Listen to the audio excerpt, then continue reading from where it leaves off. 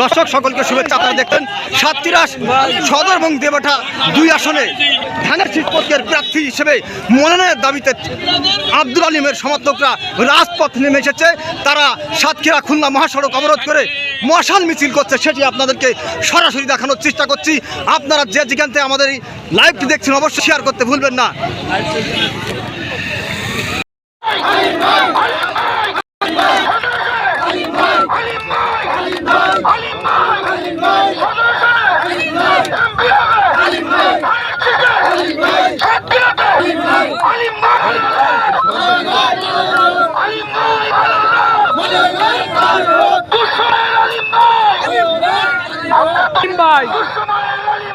আমরা তোমার ভুলি নাই, আমরা তোমার ভুলি নাই, রাজপথের আলিম ভাই, আমরা তোমার ভুলি নাই, রাজপথের আলিম ভাই।